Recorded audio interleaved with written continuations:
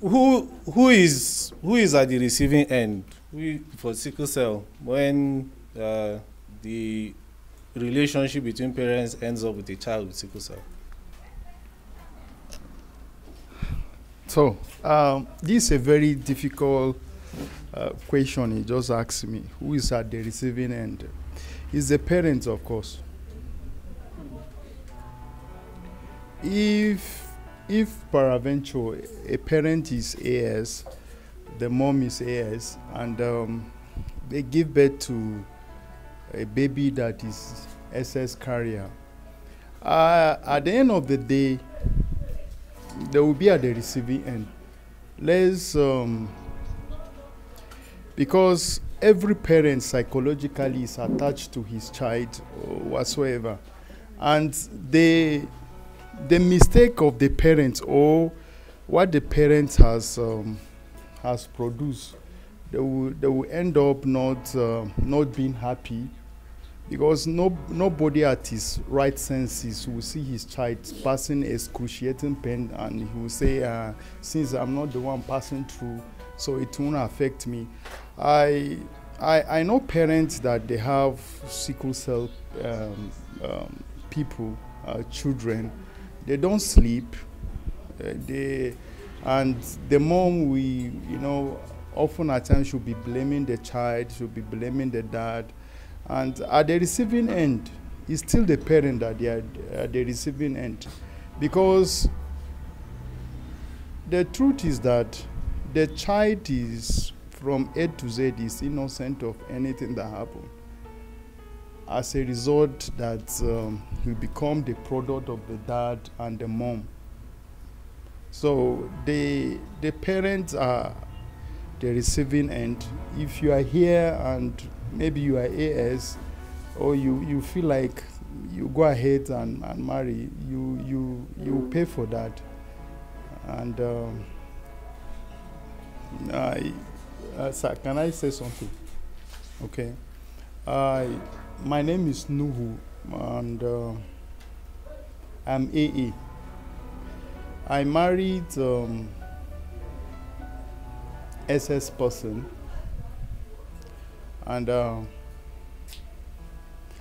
when they were describing how they feel the pains, what all of those things, I have experience. I have experience about that. It's not me that is passing through the pain, but I can relate with somebody that I love so much that is passing through that pain that no one can explain, and is not a funny scenario. The only thing that any person that have genotype, that his genotype is SS, he needs love, he needs care, he needs all the help that he could get from anybody. Not stigmatization, not maybe apportioning blame to the person. Some parents, they'll be saying that it's your fault that I don't sleep, it's your fault this, that. What they need the most is that love, and it's not a love that you say that is just to love the person.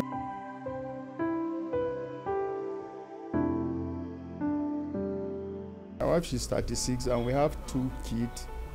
All of them they're AS, and the first one is 11, the second one is 8.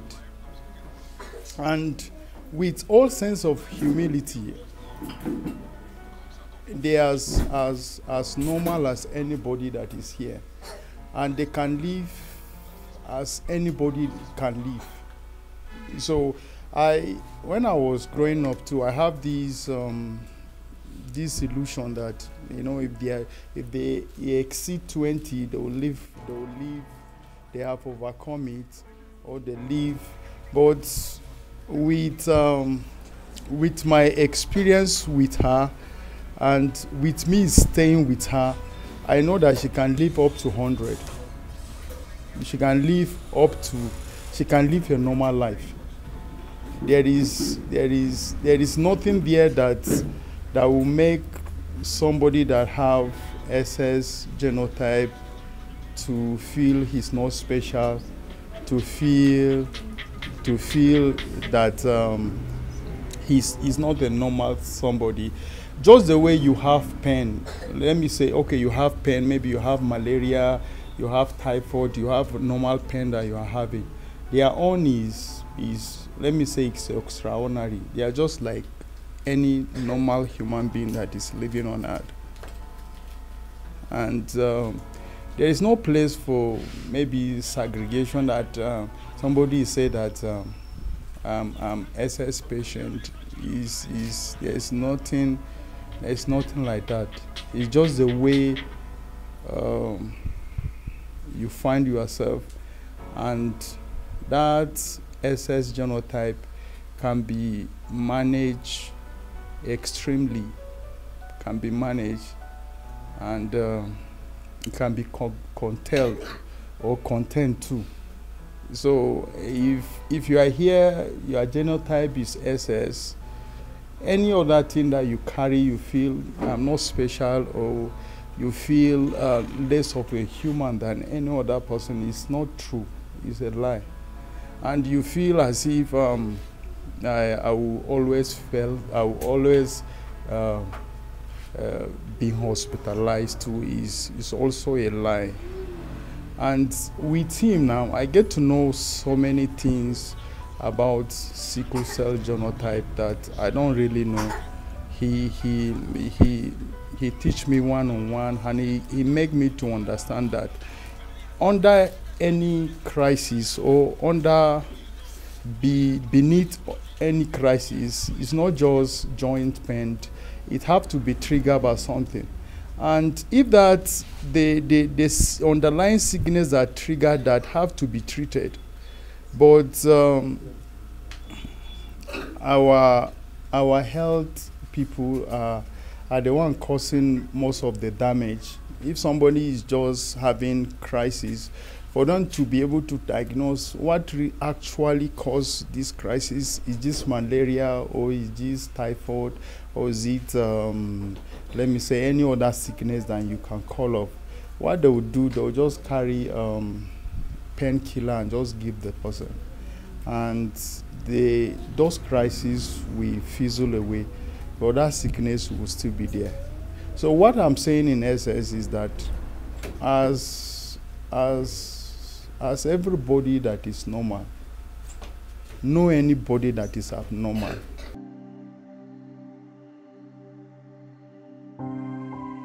For me, I feel I might be wrong if I say the mom, because of course as soon as the baby is born, the first person that the child have around is the mother, and every day of the child's life to when he's grown up, I think the mother is always more there than every other person.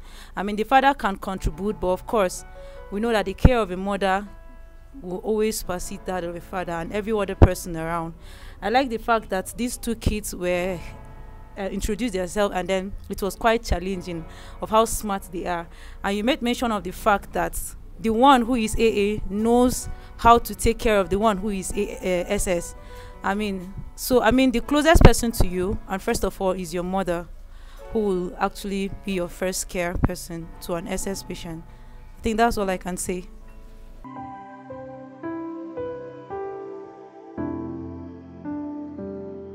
We always ask this question, and it's like each time we ask the question, it still opens old wounds to people.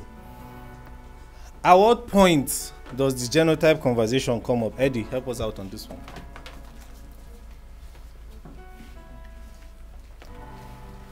This was the question again. At what point should the genotype conversation come up in a relationship? Okay. The point at which the conversation should come up, the genotype conversation, should be when there is a realization,